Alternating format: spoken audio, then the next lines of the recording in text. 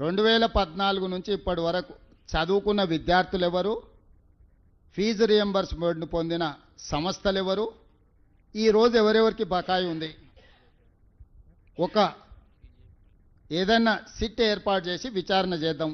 2014-15 చంద్రశేఖరరావు గారు అసెంబ్లీలో మాట్లాడి ఒక విజిలెన్స్ అండ్ ఎన్ఫోర్స్మెంట్ను అపాయింట్ చేసి నివేదిక ఇచ్చిండ్రు.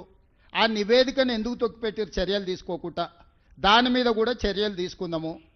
నేను ఆ కళాశాల యజమానులను, మీరు వ్యాపారం చేసుకుంటారు, మీరేం సేవ చేస్తలేరు, మీ వ్యాపారంలో మీరు ఎంత సంపాదించిండ్రు, మీరు ఎట్లా సంపాదించుకుంటుండ్రు, ఏమేం జరిగింది అనేది అందరికీ తెలుసు. రాజకీయ ప్రేరితమైన స్టేట్మెంట్లు అధికారులను తిట్టడంతో మీకేం ఫీజు రియంబర్స్మెంట్ రాదు.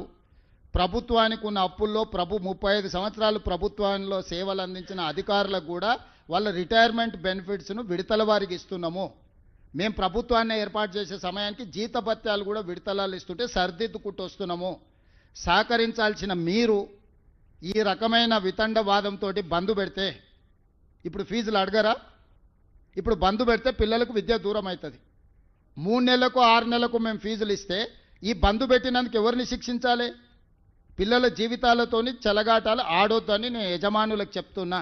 విడతల వారీగా మీకు ఫీజులు చెల్లించే బాధ్యత మేము తీసుకుంటాము. మొట్టమొదట మేము అధికారంలోకి వచ్చిన తర్వాత ఏం బకాయిలు ఉన్నా అవి ఇస్తాం.